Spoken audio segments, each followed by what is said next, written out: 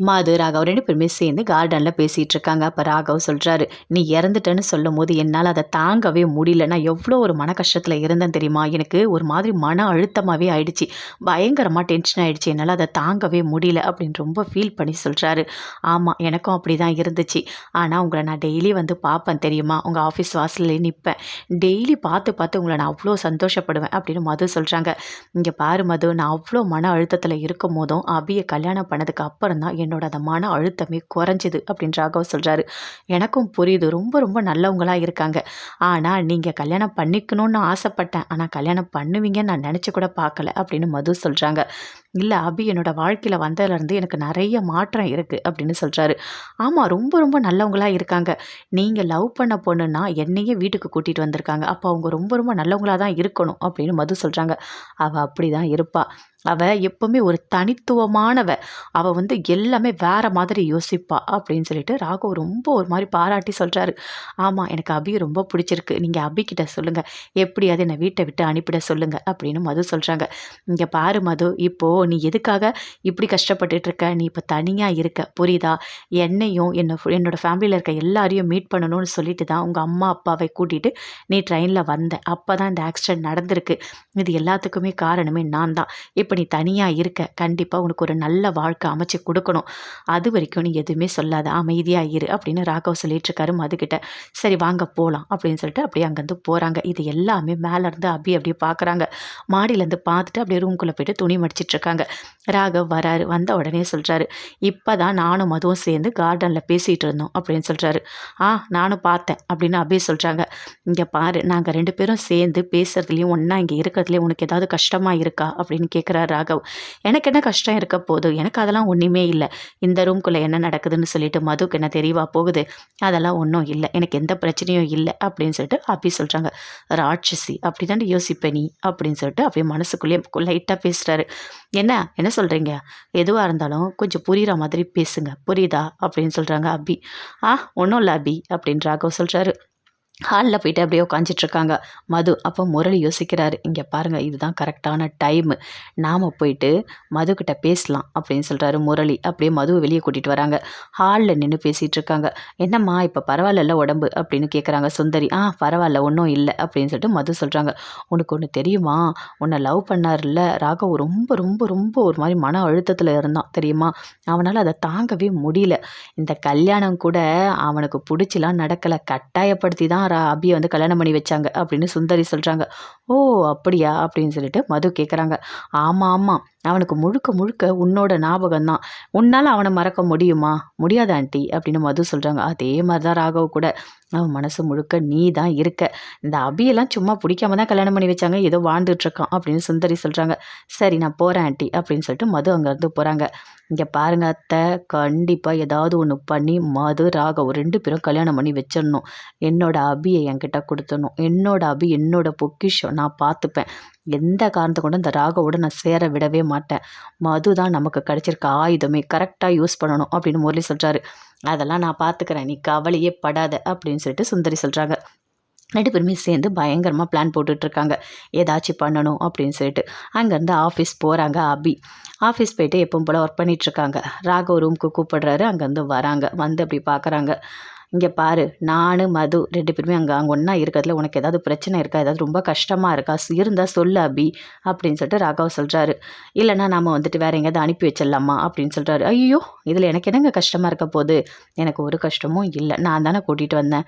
இங்க பாருங்க, இன்னும் கொஞ்ச நாள்ல நான் உங்கள விட்டு போயிடுவேன். நீங்க மதுவ கல்யாணம் பண்ணிட்டு வாழுங்க. சந்தோஷமா இருங்க. எனக்கு ஒரு பிரச்சனையும் இல்ல." அப்படின்னு சொல்லிட்டு அங்கேருந்து கோவமா அபி போறாங்க.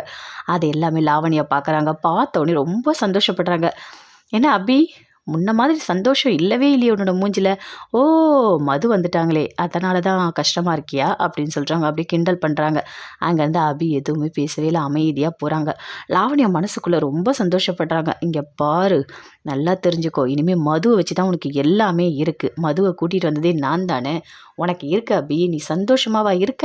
2 பேரும் சேர்ந்து காதலியா வெளிப்படுத்துறீங்க. இனிமே அப்படி ஒரு விஷயம் நடக்கவே நடக்காது.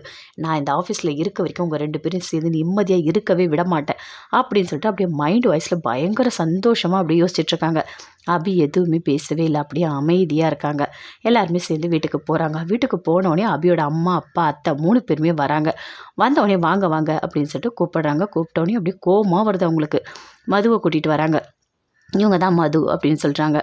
ஆமாம், மது வந்து நான் ஏற்கனவே லவ் பண்ணேன், கல்யாணம் பண்ணணும்னு நான் நினச்சேன். அதுக்குள்ளே இறந்துட்டேன்னு சொல்லிட்டாங்க. ஆனால் இப்போ எனக்கு அதெல்லாம் எந்த ஞாபகமும் இல்லை. என் மனசு முழுக்க அபி தான் இருக்கா, வேறு யாருமே கிடையாது. நீங்கள் பயப்படுற மாதிரி ஒன்றுமே இல்லை அப்படின்னு ராகவ் சொல்கிறாரு. என்னதான் இருந்தாலும் லவ் பண்ண பொண்ணை இதே வீட்டில் வச்சுக்கிறது நல்லா இருக்கா அப்படின்னு சொல்லிட்டு அவங்க அத்தை அப்படி கத்துறாங்க. இல்லை நான் தான் கூட்டிகிட்டு வந்தேன் அப்படின்னு அபி சொல்கிறாங்க. ஏன் அபி நீ திருந்தவே மாட்டியா, எதுக்காக நீ இப்படிலாம் பண்ணிகிட்ருக்க அப்படின்னு சொல்லிட்டு அவங்க அத்தை அப்படியே பயங்கரமாக கோவப்பட்டு அப்படியே கத்துறாங்க. இல்லை இல்லை அப்படிலாம் கத்தாதீங்க அப்படின்னு சொல்லிட்டு இருக்காங்க. ஏன் அபி கத்தாதன்னு சொல்லிட்டு இருக்க, எதுக்காக நீ இப்படி பண்ணிட்டு இருக்க, அவர் லவ் பண்ண பொண்ணு ஒரே வீட்டில் இருந்தால் நல்லா இருக்குமா, இங்கே பாரு நான் கூட்டிகிட்டு போயிடுறேன் மதுவை, நானே கூட்டிகிட்டு போய் வீட்டில் வச்சுக்கிறேன், உங்களை எப்படி வளர்த்தணும் பெத்த பொண்ணு மாதிரி நான் பார்த்துக்கிறேன், மதுக்கு ஒரு நல்ல ஒரு பையனை பார்த்து நம்ம கல்யாணம் பண்ணுவோம், அது வரைக்கும் இங்கே நம்ம வீட்லேயே இருக்கட்டும் அப்படின்னு சிவராமன் சொல்கிறாரு. அப்படியே மது பார்க்குறாங்க, எதுவுமே பேசவே இல்லை. ஏன்பா இப்படிலாம் பண்ணிட்டு இருக்கீங்க, அவங்க எதிர்க்கவே இப்படி பேசினா அவங்களுக்கு எவ்வளோ மனசு கஷ்டமாக இருக்கும் அப்படின்னு அப்படி சொல்கிறாங்க. இங்கே பாருமா, நான் எதுவும் தப்பாக சொல்லலை, நான் நம்ம வீட்டில் கூட்டிகிட்டு போய் வச்சு பார்த்துக்கிறேன்னு தான் சொல்கிறேன் அப்படின்னு சிவராமன் சொல்கிறாரு. அவங்க அம்மா எல்லாருமே சொல்கிறாங்க. இல்லைப்பா வேண்டாம்ப்பா, இங்கேயே அவங்க இருக்கட்டும்ப்பா அப்படின்னு அபி சொல்கிறாங்க. என்ன அபி, எதுக்காக நீ இப்படி பண்ணிட்டு இருக்க, கொஞ்சம் கூட உனக்கு புரியுதா, நாங்கள் பேசுறது ஏதாவது உனக்கு கேட்குதா அப்படின்னு சொல்லிட்டு அவங்க அத்தை அப்படியே கத்துறாங்க. இங்கே பாரு அனு, நல்லா புரிஞ்சுக்கோ, இங்கேயே இருக்கட்டும் அப்படின்னு சொல்கிறாங்க அபி. அனு சொல்கிறாங்க, இந்த அபி நீ பண்ணுறது எல்லாமே ரொம்ப ரொம்ப தப்பாக இருக்குது, அம்மா அப்பா 2 பேருமே கூட்டிகிட்டு போய் வச்சுக்கிறேன்னு சொல்கிறாங்க, அங்கேயே போகட்டும் மது, அதுதான் நல்லது அப்படின்னு சொல்கிறாங்க. இல்லை உன் கூட பிறந்த தங்கச்சியாக இருந்தால் நீ இப்படி பண்ணுவியா, எதுக்காக அனு இப்படி நடந்துக்கிற, நீ நடந்துக்கிறது எல்லாமே தப்பாக இருக்குது சரியா, நம்ம எதுவாக இருந்தாலும் நம்ம பார்க்குற கண்ணோட்டத்தில் தான் இருக்குது, நம்ம தப்பாக பார்த்தா தப்பாக தான் இருக்கும், அப்படிலாம் பார்க்காதீங்க, எதுவுமே நடக்காது, நல்லது தான் நடக்கும், மது இங்கேயே இருக்கட்டும் அப்படின்னு சொல்லிட்டு அபி சொல்கிறாங்க. அபி நாங்கள் சொல்கிறதெல்லாம் நீ கேட்குற மாதிரியே இல்லை அபி அப்படின்னு சொல்லிட்டு அப்படியே கோவம் வருது. அவங்க அம்மா அப்பா அத்தை 3 பேருக்குமே பயங்கரமாக கோவம் வருது. சரி நாங்கள் கிளம்புறோம் அப்படின்னு சொல்கிறாங்க. எதுவுமே பேசவே இல்லை. பாட்டி எல்லாருமே, அஞ்சலி எல்லாருமே அமைதியாக இருக்காங்க. அங்கேருந்து அபியோட அம்மா அப்பா அத்தை 3 பேருமே கிளம்பி போகிறாங்க. போகிற வழியில் அப்படியே டென்ஷனாக இருக்குது. எதுக்காக இந்த அபி இப்படி பண்ணுறா, அவள் தலையில் அவளே மண்ணை வாரி போட்டிருக்கா, என்ன இது, அதுவும் லவ் பண்ண பொண்ணு இறந்துடுச்சுன்னு நினச்ச பொண்ணு மறுபடியும் வந்தால் இதெல்லாம் நல்லா இருக்குமா, மாப்பிள்ளையோட மனசு மாறினா என்ன பண்ணுறது அப்படின்னு சொல்லிட்டு சிவராமன் அவங்க ஒய்ஃப் 2 பேருமே சேர்ந்து பேசிட்டு போகிறாங்க. எனக்கு ரொம்ப கஷ்டமாக இருக்குது, அபி நம்ம சொல்கிற விஷயத்தெல்லாம் அவள் காது கொடுத்து கேட்குற மாதிரியே கிடையாது, அவள் என்ன நினைக்கிறாளோ அதை தான் செய்கிறா அப்படின்னு சொல்லிட்டு அவங்க அத்தையும் அப்படியே கோவமாக பேசுகிறாங்க. இனிமேல் என்ன நடக்க போதுன்னே தெரியலையே, ஏற்கனவே நிறைய பிரச்சனை போயிட்டுருக்கு, இதில் இவ வேற ஒரு பிரச்சனையை கொண்டு வந்து வச்சிருக்கா அப்படின்னு சொல்லிட்டு அவங்க 3 பேருமே அப்படியே ரோட்டில் பேசிட்டு ரொம்ப ஒரு மாதிரி மனசு கஷ்டத்தோடு போகிறாங்க. அப்படியே உள்ளே போகிறாங்க. போனவுடனே மது இந்த பக்கம் போகிறாங்க, உள்ளே அபியும் போகிறாங்க. போனவுடனே சொல்கிறாங்க, இங்கே பாருங்கள் எங்கள் வீட்டுக்கெலாம் வேண்டாம், அவங்க இங்கேயே இருக்கட்டும் அப்படின்னு சொல்லிட்டு ராகவ் கிட்ட சொல்கிறாங்க. அப்படியே ஒரு மாதிரி டென்ஷனாக இருக்காங்க. அணுக்கு பயங்கரமாக கோவம் வருது. என்ன பண்ணுறதுனே தெரியல, எப்படியாவது இந்த பிரச்சனையை சரி பண்ணணும், என்ன பண்ணலாம் அப்படின்னு சொல்லிட்டு யோசிச்சுட்டு இருக்காங்க. அங்கேருந்து மது அப்படியே தண்ணி குடிக்க வராங்க. அப்படியே மது கிட்ட போய் பேசுகிறாங்க. இங்கே பாருங்கள் மது, நான் சொல்கிறேன் நீங்கள் தப்பாக நினச்சிக்காதீங்க, தயவு செய்து நான் சொல்கிறத கேளுங்க. அபி ராகவ் இப்போ தான் கொஞ்சம் கொஞ்சம் சந்தோஷமாக வாழ்ந்துட்டுருக்காங்க. ஆனால் இப்போ உங்களை பார்த்தோன்னே ராகவோட மனசு எப்படி இருக்கும் நீங்களே யோசிச்சு பாருங்கள். நீங்கள் எங்கள் அம்மா அப்பா அந்த வீட்டுக்கு நீங்கள் போயிடுங்க, எங்கள் வீட்டில் போய் நீங்கள் இருங்க, நல்லா பார்த்துப்பாங்க, எங்கள் அம்மா அப்பா ரொம்ப ரொம்ப நல்லவங்க, கண்டிப்பாக உங்களை எங்களை எப்படி வளர்த்தாங்களோ அதே மாதிரி தான் உங்களை பார்த்துப்பாங்க, நீங்கள் அங்கே போங்க, அதுதான் ரொம்ப ரொம்ப நல்லது அப்படின்னு சொல்கிறாங்க அனு. இல்லை அனு, நான் உங்கள் அம்மா அப்பா வீட்டுக்கெலாம் போகல, நான் யாருக்கும் எந்த கஷ்டத்தையும் கொடுக்கல, நான் இதுக்கு முன்னாடி எங்கே இருந்தேனோ நான் அங்கேயே சொல்லிக்காமல் போகிறேன், அபிக்கு தெரியாமலே நான் போயிடுறேன் அப்படின்னு மது சொல்கிறாங்க. ஐயோ நீங்கள் அந்த மாதிரிலாம் எதுவும் பண்ணிடாதீங்க, அதெல்லாம் வேண்டாம், நீங்கள் எங்கள் அம்மா அப்பா வீட்டில் இருந்தீங்கன்னா தான் எனக்கு சந்தோஷமாக இருக்கும், எங்கள் கண்ணு முன்னாடி இருக்கணும் நீங்கள், இல்லைனா எங்களால் தாங்க முடியாது அப்படின்னு அனு சொல்கிறாங்க. சரி பார்க்கலாம் அப்படின்னு சொல்லிட்டு அப்படியே ஒரு மாதிரி டென்ஷனாக போகிறாங்க மது. என்ன பண்ணலாம், ஏன் ஒன்றுமே புரியலையே அப்படின்னு சொல்லிட்டு எல்லாருமே இங்கேருந்து போன்னு தான் சொல்கிறாங்க. இப்போ என்ன பண்ணுறது அப்படின்னு சொல்லிட்டு ஒரு மாதிரி குழப்பமாகவே யோசிச்சுட்டு இருக்காங்க மது. ராகவ் ஹாலில் இருக்காரு. அப்படியே காஃபி கொண்டு வந்து கொடுக்குறாங்க. வாங்கி குடிக்கிறாரு. குடிக்கும் போது அப்படியே அனு போய் சுற்றி சுற்றி பார்க்குறாங்க. மது காஃபி குடிச்சாங்களா அப்படின்னு சொல்லிட்டு கேட்குறாங்க. ஆனால் போய் பார்க்குறாங்க, இல்லையே மது அங்கே இல்லையே அப்படின்னு அனு சொல்கிறாங்க. சரி வேற எங்கேயாவது போயிருப்பாங்க, போய் பாருங்க அப்படின்னு சொன்னால் போய் பார்க்குறாங்க. சுற்றி சுற்றி சுற்றி தேடுறாங்க, எங்கேயுமே மதுவை காணோம். மது வீடு ஃபுல்லாக தேடிட்டேன், இல்லை அபி அப்படின்னு அனு சொல்கிறாங்க. அதை கேட்டோன்னே அப்படியே ஒரு மாதிரி டென்ஷன் ஆகுறாங்க. ஐயோ என்ன இது காணோம் அப்படின்னு சொல்லிட்டு ராகவ் எல்லாருமே போய் தேடுறாங்க. வீடு ஃபுல்லாக தேடுறாங்க, பாட்டி எல்லாருமே தேடுறாங்க, ஆனால் கிடைக்கவே இல்லை. ஐயோ மது சொல்லாமல் கொள்ளாமல் எங்கே போனாங்க அப்படின்னு சொல்லிட்டு ஒரு மாதிரி அபி பயங்கரமாக டென்ஷனாக வராங்க. அப்போ அனு யோசிக்கிறாங்க, ஐயோ நம்ம வீட்டை விட்டு போங்கன்னு சொன்னதை தப்பாக எடுத்துக்கிட்டு இவங்க வீட்டை விட்டே போயிட்டுருக்காங்க போல இருக்கே அப்படின்னு சொல்லிட்டு அனு ஒரு மாதிரி அப்படியே பயம் ஒரு மாதிரி டென்ஷனாக யோசிச்சுட்டு இருக்காங்க. ஐயோ எல்லாத்துக்குமே காரணமே நாம தானா, இப்போ எங்கே போய் அவங்கள தேடுறது ஒன்றுமே புரியலையே, அவங்க வேறு தனியாக இருக்காங்களே, அம்மா அப்பா கூட இறந்துட்டாங்க அப்படின்னு சொல்லிட்டு பயங்கரமாக டென்ஷனாக இருக்காங்க. எங்கே போனாங்க, எங்கே போயிருப்பாங்க, யாராவது ஏதாவது மதுவை சொன்னீங்களா அப்படின்னு அபி கேட்குறாங்க. எல்லாருமே பார்க்குறாங்க, சுந்தரி முரளி எல்லாருமே. ஐயோ இவ வேற வீட்டை விட்டு போயிட்டாளா, இது இன்னும் பெரிய பிரச்சனையாச்சே, எதுக்காக அவள் வீட்டை விட்டு போனா, அவள் இருந்தால் தான் அவளை வச்சு கேம் ஆடலான்னு நினச்சா அவள் சொல்லாமல் கொள்ளாமல் போயிட்டுருக்கா அப்படின்னு சொல்லிட்டு சுந்தரி ஒரு மாதிரி டென்ஷனாக யோசிச்சுட்டு இருக்காங்க. முரளிக்கா கோவமாக வருது, எதுக்காக அவங்க சொல்லாமல் கொள்ளாமல் போனாங்க அப்படின்னு சொல்லிட்டு அவரும் ஒரு பக்கம் அப்படியே டென்ஷனாக இருக்காரு. எங்கே போயிருப்பாங்க, சரி வீட்டுக்கு ஃபோன் பண்ணி கேட்கலாமா, நம்ம வீட்டுக்கு போக சொன்னோம்ல அப்படின்னு அனு சொல்கிறாங்க. அபியும் ஃபோன் பண்ணுறாங்க. சிவராமன் அட்டன் பண்ணி பேசிட்டாரு. அங்கே மது வந்தாங்களா அப்படின்னு கேட்குறாரு. இல்லையம்மா அதெல்லாம் எதுவுமே வரவே இல்லையே, நீ என்ன என்ன சொல்கிற, ஏன் காணுமா என்ன அப்படின்னு சிவராமன் கேட்குறாரு. இல்லைப்பா இல்லை நான் அப்புறம் பண்ணுறேன் அப்படின்னு அபி ஃபோனை கட் பண்ணுறாங்க. இல்லை அவங்க வீட்டுக்கு கூட போகவே இல்லை அப்படின்னு அபி சொல்கிறாங்க. என்னம்மா இது பெரிய பிரச்சனையாக இருக்குது அப்படின்னு சொல்லிட்டு பாட்டி ரொம்ப ஃபீல் பண்ணுறாங்க. அஞ்சலி எல்லாருமே ஃபீல் பண்ணுறாங்க. என்னம்மா அந்த பொண்ணு எங்கம்மா போயிருக்கோம், சொல்லாமல் கொள்ளாமல் இப்படி போனால் எப்படிம்மா, ஏதாவது ஆனால் என்னம்மா பண்ணுறது அப்படின்னு சொல்லிட்டு பாட்டி ரொம்ப வருத்தப்படுறாங்க. இங்கே பாருங்கள் பாட்டி, நீங்கள் கவலைப்படாதீங்க, நான் போய் தேடி கூட்டிகிட்டு வரேன், கண்டிப்பாக எங்கே இருப்பாங்கன்னு எனக்கு தெரியும், நான் போகிறேன் அப்படின்னு சொல்லிட்டு ராகவ் அங்கேருந்து போகிறாரு. நானும் வரேன் அப்படின்னு அபி சொல்கிறாங்க. இல்லை அபி நான் மட்டும் போய் தேடுறேன் அப்படின்னு சொல்லிட்டு ராகவ் அங்கேருந்து போகிறாரு. எல்லாருமே டென்ஷனாக இருக்காங்க, எப்படியாவது மது கிடச்சிடணும் அப்படின்னு சொல்லிட்டு. ஆனால் முரளிக்கு மட்டும் அப்படியே கோவமாக வருது. என்னத்தை நாம் ஒரு பிளான் போட்டால் அது ஒரு பிளான் நடக்குது, இப்போ இந்த மதுவை காணும்னு தேடிட்டு போயிருக்கான், கிடைச்சா பரவாயில்ல, கிடைக்கலாம் என்ன பண்ணுறது, இந்த பொண்ணுக்கிட்ட நம்ம எவ்வளோ நல்லா பேசணும் நைட்டு, எப்படியாவது மனசை மாற்றிடலாம் நினச்சா அதுக்குள்ளே காலையில் ஓடிட்டுருக்கு. ஐயோ கடவுளே, இனிமேல் இது வேற ஒரு பிரச்சனையா, சரி அத்தை எனக்கு தெரிஞ்ச ஆளெல்லாம் வச்சு நான் தேடுறேன் ஃபஸ்ட்டு அப்படின்னு சொல்லிட்டு முரளி எல்லாருக்கும் ஃபோன் பண்ணுறாரு. ஃபோன் பண்ணி சொல்கிறாரு, இந்த மாதிரி இந்த பொண்ணை காணோம், அங்கே எங்கேயாவது பார்த்தீங்கன்னா சொல்லுங்கள் அப்படின்னு சொல்லிட்டு அந்த ரவுடிங்க எல்லாருக்கிட்டையுமே சொல்கிறாங்க. அவங்களும் ஓகே நாங்கள் பார்க்குறோம் அப்படின்னு சொல்கிறாங்க. முரளி அப்படியே டென்ஷனாக இருக்காரு, என்ன பண்ணுறதுனே தெரியலையே அப்படின்னு சொல்லிட்டு பயங்கரமாக ஒரு மாதிரி கோவமாக இருக்காரு. சுந்தரிக்கும் அப்படியே டென்ஷனாக இருக்குது. ரெண்டு பேருமே நம்ம போட்ட பிளான் எல்லாமே ஒன்றுமே இல்லாமல் சொதப்பிட்டு போயிடும் போல இருக்குது, அந்த பொண்ணு கிடைச்சாதான் நமக்கு எல்லாமே நடக்கும் அப்படின்னு சொல்லிட்டு முரளி அப்படியே பயங்கரமாக கோவமாக இருக்காரு. ராகவ் போகிறாரு, போயிட்டு எல்லா இடத்துலையும் தேடுறாரு, சுற்றி சுற்றி கோயிலில் தேடுறாரு, மது மாதிரி இருக்கவங்களா திரும்பி பார்க்குறாரு, எல்லாரையுமே பார்க்குறாரு, ஆனால் கிடைக்கவே இல்லை. ஐயோ எங்கே போயிருப்பா ஒன்றுமே புரியலையே, வீட்டில் இருக்க எல்லாருமே ஏதாவது பேசிட்டாங்களா, ஆனால் யாருமே எதுவுமே பேசலையே, எதுக்காக இவளுக்கு இப்படி மனசு மாறிச்சு, அவளுக்கு ஒரு நல்ல வாழ்க்கையை அமைச்சு கொடுக்கணும், என்னை நம்பி வந்தவ இப்போ அம்மா அப்பா இல்லாமல் இப்படி நின்றுட்டுருக்கா, கண்டிப்பாக அவள் நல்லா இருக்கணும்னு தான் நம்ம நினச்சோம், இதுக்குள்ளே இப்படி போயிட்டாலே, ஐயோ என்ன பண்ணுறது, எங்கே போய் தேடுறதுன்னு தெரியலையே அப்படின்னு சொல்லிட்டு அப்படியே ஒரு மாதிரி டென்ஷனாக எல்லாருக்கிட்டையுமே கேட்குறாரு. இவங்க பேர் மது, இவங்களை பார்த்தீங்களா அப்படின்னு சொல்லிட்டு எல்லார் இடத்துலையுமே கேட்குறாரு. இல்லைங்க நாங்கள் யாருமே எதுவுமே பார்க்கலங்க அப்படின்னு சொல்லிட்டு எல்லாருமே சொல்கிறாங்க. ஒன்றுமே புரியல, பயங்கர டென்ஷனாக தேடிக்கிட்டு இருக்காங்க. அந்த அபி ஃபோன் பண்ணுறாங்க. மது கிடச்சாங்களா, எங்கேயாவது பார்த்தீங்களா அப்படின்னு சொல்லிட்டு கேட்குறாங்க அபி. இல்லை மது நானும் தேடிட்டு தான் இருக்கேன், ஆனால் எங்கேயுமே கிடைக்கவே இல்லை, என்ன பண்ணுறதுன்னு எனக்கு ஒன்றுமே புரியல அப்படின்னு ராகவ் சொல்கிறாரு. நீங்கள் கொஞ்சம் தேடுங்க, கண்டிப்பாக கிடச்சிருவாங்க அப்படின்னு சொல்லிட்டு அபி ஃபோனை கட் பண்ணுறாங்க. ஆகாஷ்கிட்டையும் சொல்கிறாங்க, நீங்களும் கொஞ்சம் போய் தேடுங்க, அவங்க எங்கே போயிருக்காங்கன்னு தெரியல, ஒரு மாதிரி டென்ஷனாக இருக்குது அப்படின்னு சொல்கிறாங்க. சரி சரி அபி நீங்கள் டென்ஷன் ஆகாதீங்க, நான் பார்க்குறேன் அப்படின்னு சொல்லிட்டு இன்னொரு பக்கம் ஆகாஷம் போய் தேடுறாரு. ஆகாஷ் ஒரு பக்கம் தேடுறாரு, ராகவ் ஒரு பக்கம் தேடுறாரு. வீட்டில் எல்லாருமே பயங்கரமாக டென்ஷனாக இருக்காங்க, ஒன்றுமே புரியல, அந்த பொண்ணு எங்கே போயிருக்கோம் அப்படின்னு சொல்லிட்டு அஞ்சலி எல்லாருமே பயங்கரமாக டென்ஷனாக இருக்காங்க. ஆனா அப்படியே டென்ஷனாக இருக்காங்க. பாட்டி அஞ்சலி 3 பேருமே சேர்ந்து பேசிகிட்டு இருக்காங்க. எங்கம்மா அந்த பொண்ணு போயிருக்கோம், ஃபோன் பண்ணி கேட்டால் கூட ராகவ் இன்னும் கிடைக்கலன்னு சொல்கிறானேம்மா, எனக்கு ரொம்ப கஷ்டமாக இருக்குமா அப்படின்னு பாட்டி சொல்கிறாங்க. எனக்கும் இப்போ கஷ்டமாக இருக்குது பாட்டி அப்படின்னு அஞ்சலியும் சொல்லிட்டு இருக்காங்க. அணுவும் சொல்கிறாங்க, நாம் சொன்னதுனால தான் அவங்க போயிட்டாங்களோ, ஐயோ இப்போ என்ன பண்ணுறதுனே தெரியலையே அப்படின்னு சொல்லிட்டு அணுவும் ஒரு மாதிரி டென்ஷனாக இருக்காங்க. எப்படியாவது அந்த பொண்ணு கிடச்சிடணுமா, பாவம் அம்மா அப்பா யாருமே இல்லாமல் வந்து நின்றுட்டுருக்கு, இந்த நேரத்தில் இப்படி காணாத போயிருக்கேன், எங்கே போகும் அது ஒன்றுமே புரியலையம்மா அப்படின்னு சொல்லிட்டு பாட்டி சொல்கிறாங்க. கண்டிப்பாக எப்படியாவது கிடச்சிடணும் அப்படின்னு சொல்லிட்டு 3 பேருமே சேர்ந்து ரொம்ப ஒரு மாதிரி ஃபீல் பண்ணி பேசிகிட்டு இருக்காங்க. சிவராமன் சொல்கிறாரு, என்னன்னு தெரியல, அபி ஒரு மாதிரி பதட்டமாக ஃபோன் பண்ணிவிட்டு மது இருக்காங்களான்னு கேட்டுட்டு ஃபோனை வச்சுட்டா, ஒன்றுமே புரியலையே, ஏன் அந்த பொண்ணுக்கு என்ன ஆச்சு அப்படின்னு சொல்லிட்டு சிவராமன் சொல்கிறாரு. உடனே ஃபோன் பண்ணுறாங்க. ஃபோன் பண்ணி கேட்குறாங்க மனுக்கு, என்னம்மா நடந்தது, ஏதாவது பிரச்சனையா அப்படின்னு சொல்லிட்டு கேட்குறாரு. ஆமாப்பா மது இங்கே இருந்தாங்க, என்னன்னு தெரியல, காலைல காணும், வீடு ஃபுல்லாக தேடிட்டோம், கிடைக்கல, எங்கே போனாங்கன்னே தெரியலப்பா அப்படின்னு அனு சொல்கிறாங்க. ஐயோ என்னம்மா சொல்கிற, காணுன்னு சொல்கிற, எவ்வளோ பெரிய பிரச்சனை, எங்கம்மா போயிருக்கோம் அந்த பொண்ணு அப்படின்னு சிவராமன் சொல்கிறாரு.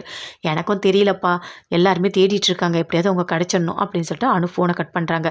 சிவராமன் ஒரு மாதிரி டென்ஷனாக இருக்காரு. உடனே அவங்க ஒய்ஃப் வந்து கேட்குறாங்க, என்னங்க என்ன நடந்தது ஃபோனில், என்ன ஒரு மாதிரி இருக்கீங்க அப்படின்னு சொல்லிட்டு. இல்லைம்மா அந்த மது பொண்ணு வந்தாங்கல்ல, ஆமாம் அந்த பொண்ணு காலையில் பார்த்தா வீட்டில் இல்லையா, எங்கே போச்சுன்னே தெரியலம்மா அப்படின்னு சொல்கிறார் சிவராமன். ஐயோ என்னங்க இது அப்படின்னு சொல்லிட்டு அவங்க ஒய்ஃபை சொல்கிறாங்க. அவங்க அத்தையும் சொல்கிறாங்க, ஐயோ என்ன காணாத போயிடுச்சா அப்படின்னு சொல்லிட்டு, இது எனக்கு இது பெரிய பிரச்சனையாக இருக்குது அப்படின்னு சொல்லிட்டு, எப்படியாவது அந்த பொண்ணு கிடச்சிடணும் அப்படின்னு சொல்லிட்டு அவங்க 3 பேருமே சேர்ந்து பயங்கர டென்ஷனாக யோசிச்சுட்ருக்காங்க. சுந்தரி லாவண்யாவுக்கு ஃபோன் பண்ணி பேசுகிறாங்க. இங்கே பாருமா என்ன நடந்திருக்கு தெரியுமா, எவ்வளோ பெரிய விஷயம் நடந்திருக்கு அப்படின்னு சுந்தரி சொல்கிறாங்க. என்ன ஆண்டி ஒரு மாதிரி சொல்கிறீங்க, என்ன நடந்தது? இப்போ எல்லாமே நம்ம நினச்ச மாதிரி தானே போயிட்டுருக்கு அப்படின்னு லாவண்யா சொல்கிறாங்க. எங்கம்மா போயிட்டுருக்கு, இந்த பொண்ணை நம்ம கூட்டிகிட்டு வந்து வீட்டில் வச்சா சொல்லாமல் கொள்ளாமல் எங்கேயோ போயிட்டுருக்கு, காணும், அது வீட்லேயே இல்லை அப்படின்னு சுந்தரி சொல்கிறாங்க. ஐயோ என்ன ஆண்டி இவ்வளோ பெரிய விஷயத்த சாதாரணமாக சொல்கிறீங்க அப்படின்னு லாவண்யா சொல்கிறாங்க. ஒன்றுமே புரியலம்மா, நாம் ஒரு பிளான் போட்டால் அது ஒன்று நடக்குது. அந்த பொண்ணை காணோன்னு சொல்லிட்டு வீட்டில் இருக்க எல்லாருமே தேடிட்டு இருக்காங்கம்மா. நான் நைட்டு அந்த பொண்ணுக்கிட்ட போய் பேசினேன். உன் மனசு முழுக்க ராகவ தானே இருக்கான் அப்படின்னு சொல்லிட்டு எப்படியாவது கொஞ்சம் கொஞ்சமாக பேசி பேசி மனசை மாற்றலான்னு சொல்லிட்டு நான் போனேன். கடைசியில் பார்த்தா அந்த பொண்ணு இந்த மாதிரி பண்ணி வச்சிருக்கு. ஒன்றுமே புரியல, எனக்கு ரொம்ப ஒரு மாதிரி டென்ஷனாக இருக்குது அப்படின்னு சொல்கிறாங்க சுந்தரி. ஆண்டி நானும் தேடுறேன் ஆண்டி, எனக்கு தெரிஞ்ச இடத்துல எல்லாத்துலேயும் சொல்லி நானும் தேடுறேன் ஆண்டி, கண்டிப்பாக நானும் பண்ணுறேன். எப்படியாவது மது கிடைக்கணும், மது கிடைச்சா மட்டும்தான் நம்ம பிளான் எல்லாமே ஒர்க் அவுட் ஆகும் அப்படின்னு அவனே சொல்கிறாங்க. ஆமாம்மா, அதுதான் எங்களுக்கு டென்ஷனாக இருக்குது, ஒன்றுமே புரியல, எல்லாமே சொதப்பிடும். அந்த பொண்ணு காணாமல் போயிட்டா எப்படியாவது ராகவ் அபி 2 பேருமே சேர்ந்து வாழ்ந்துருவாங்க. அவங்க 2 பேரும் எப்பவும் போல் சேர்றதுக்கு வாய்ப்பு இருக்கும். இந்த பொண்ணு மட்டும்தான் அவங்க 2 பேரும் பிரிக்கவே முடியும் அப்படின்னு சொல்லிட்டு சுந்தரி சொல்கிறாங்க. சரி ஆண்டி, நான் என் பக்கம் ஏதாவது பண்ண முடியுமான்னு பார்க்குறேன் அப்படின்னு லாவண்யா ஃபோனை கட் பண்ணுறாங்க. இப்போ என்ன பண்ணுறதுனே தெரியலையே அப்படின்னு சொல்லிட்டு சுந்தரி அப்படியே பயங்கரமாக டென்ஷனோடு யோசிச்சுட்டு இருக்காங்க. ஒன்றுமே புரியல. முரளி ஃபோன் பண்ணி கேட்குறாரு அந்த ரவுடிங் கிட்டலாம், அந்த பொண்ணு கிடச்சிதா, எங்கேயாவது இருக்கா பார்த்தீங்களா அப்படின்னு சொல்லிட்டு. நீங்கள் பீச் ஓரமாக போய் தேடுங்க, இந்த கோயில் அந்த மாதிரி இடத்துல அந்த பொண்ணு இருக்கான்னு தேடுங்க அப்படின்னு முரளி சொல்கிறாரு. எல்லாமே நாங்கள் பார்த்துக்குறோம், ஆனால் நாங்கள் வந்து முடிஞ்ச அளவுக்கு எல்லா இடத்துலையும் தேடினோம், ஆனால் கிடைக்கவே இல்லை அப்படின்னு சொல்கிறாங்க. அதை கேட்டோன்னே அப்படி முரளிக்கு கோவமாக வருது. நாங்கள் பார்த்துக்குறோன்னு சொல்கிறேன், கடைசியில் கிடைக்கலன்னு சொல்கிறேன். நல்லா தேடுங்க, அந்த பஸ் ஸ்டாப்பு எங்கெங்கே தேட முடியுமோ அந்த அளவுக்கு நீங்கள் தேடுங்க, எப்படியாவது அந்த பொண்ணு எனக்கு கிடச்சிடணும், நான் நிறைய பணம் தரேன் அப்படின்னு முரளி சொல்கிறாரு. கண்டிப்பாக நாங்கள் தேடிக்கிட்டு தான் இருக்கோம் அந்த பொண்ணை, நாங்கள் அந்த பொண்ணை கண்டுபிடிச்சிட்டா உங்களுக்கு நான் ஃபோன் பண்ணி சொல்கிறோம் அப்படின்னு சொல்லிட்டு இந்த ரவுடிங்க ஃபோனை வைக்கிறாங்க. முரளி அப்படி டென்ஷனாக இருக்காரு. ஆகாஷ் ஃபுல்லாக தேடுறாரு, அங்கே ராகவும் தேடுறாங்க. 2 பேருமே சேர்ந்து ஒரே இடத்துக்கு வராங்க. நானும் பார்த்தேன், எங்கேயுமே காணும் அப்படின்னு ஆகாஷும் சொல்கிறாரு. நானும் தேடிட்டு தான் இருக்கேன், எங்கேயுமே காணும் அப்படின்னு ராகவும் சொல்கிறாரு. ஒன்றுமே புரியல, எங்கே போயிருப்பாங்கன்னே தெரியல அப்படின்னு சொல்லிட்டு ரொம்ப ஃபீல் பண்ணி சொல்கிறாரு. உண்மையிலேயே மது வந்து ரொம்ப பாவம் தெரியுமா, எவ்வளோ எவ்வளோ நான் லவ் பண்ண தெரியுமா மதுவை, என் மனசு முழுக்க உனக்கே தெரியல, மது தான் இருந்தான்னு சொல்லிட்டு.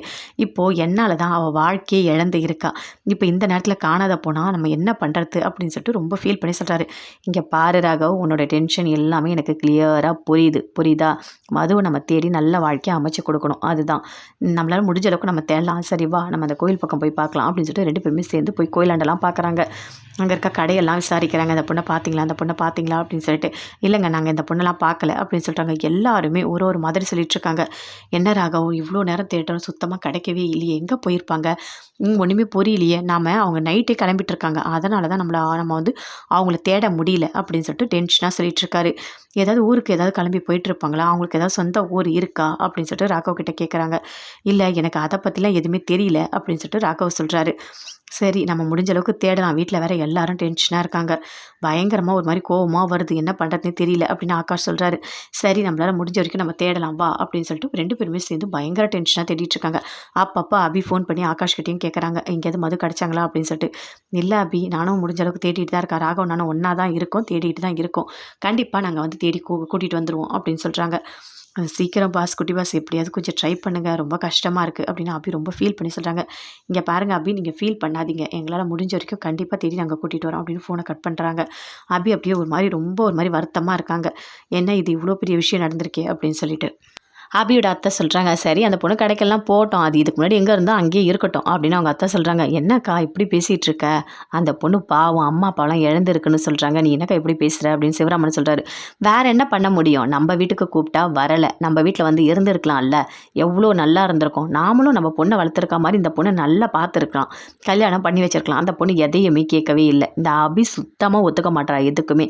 இப்போ என்ன பண்ணுறது, அந்த பொண்ணு போயிடுச்சுன்னா நம்ம எங்கே போய் தேடுறது, தேடி பார்த்தாங்கன்னா கிடைக்கவே இல்லைன்னு சொல்கிறாங்களே, அந்த பொண்ணு எங்கே போச்சு, இதுக்கு முன்னாடி எங்கே இருந்தோ அங்கே தான் போயிருக்கோம், வேறு எங்கே போயிருக்கோம் அப்படின்னு சொல்லிட்டு அவங்க அத்தை சொல்கிறாங்க.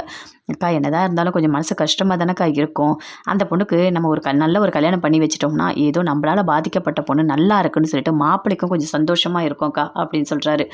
சரி சிவராமா, நீ சொல்கிறதெல்லாம் கரெக்டாக தான் இருக்குது, அதுக்கு அந்த பொண்ணு இருக்கணும்ல, அந்த பொண்ணு என்ன முடிவு எடுத்துருக்கு, இந்த வீட்டை விட்டு போகணும்னு சொல்லி முடிவு எடுத்துருக்கு, இதனால் அபிக்கு தான் ரொம்ப கஷ்டமாக இருக்கும். ஆனால் அபி வந்து இப்போ என்ன பண்ணுறதுனே தெரில, அபி வந்து அந்த பொண்ணு மேலே ரொம்ப ஒரு மாதிரி பாசமாக இருக்கா, அவள் அப்பத்துலேருந்தே யாருக்காவது எதனா ஒன்றுனா உடனே அப்படியே துடிச்சிருவா, ரொம்ப இறக்க குணம் அதிகமாக இருக்குது, எல்லாம் நீ வளர்த்தது தான் அப்படின்னு சொல்லிட்டு அவங்க அக்கா சொல்கிறாங்க. நான் என்னக்கா சொன்னேன், அபிக்கு வந்து இது தப்பு சரின்னு எல்லாமே புரிஞ்சு தான் வளர்றா, ஒன்றும் நாமெல்லாம் சொல்லி கொடுக்கல அப்படின்னு சொல்லிட்டு சிவராமன் ஒரு பக்கம் சொல்கிறாரு. சொல்கிறாரு. சரி மாற்றி மாற்றி பேசிகிட்டே இருக்காதீங்க. இப்போ என்ன தான் பண்ணுறது, அந்த பொண்ணு வேற இன்னும் கிடைக்கலன்னு சொல்கிறாங்க. ஒன்றுமே புரியல அப்படின்னு சொல்லிட்டு அபியோட அம்மா சொல்கிறாங்க. இங்கே பாரு, நீ குழம்பிக்கிட்டு இருக்காத, புரியுதா? அந்த பொண்ணு இதுக்கு முன்னாடி இருந்த இடத்துக்கு தான் போயிருக்கும், வேறு எங்கேயும் போயிருக்காது. விடு, பார்த்துக்கலாம், வந்தால் பார்த்துக்கலாம், இல்லைன்னா நம்ம என்ன பண்ண முடியும் அப்படின்னு அவங்க அத்தை ரொம்ப ஃபீல் பண்ணி இப்படி சொல்லிட்டு இருக்காங்க. அப்போ சிவராமன் சொல்கிறார், எப்படியாவது கடவுளே அந்த பொண்ணு கிடச்சிடணும், அந்த பொண்ணு எங்கேயும் போகக்கூடாது. அப்படியே எங்கேயாவது போனால் கூட மனசு மாறி வீட்டுக்கு வந்துடணும். என் பொண்ணு நல்லா இருக்கணும், எல்லாருமே நல்லா இருக்கணும், யாருக்கும் எந்த கெடுதலும் நடக்கவே கூடாது அப்படின்னு சிவராமன் அப்படியே மனசுக்குள்ளேயே நினைக்கிறாரு. பயங்கரமாக ஃபீல் பண்ணிகிட்டு இருக்காரு அந்த பொண்ணை நினச்சி.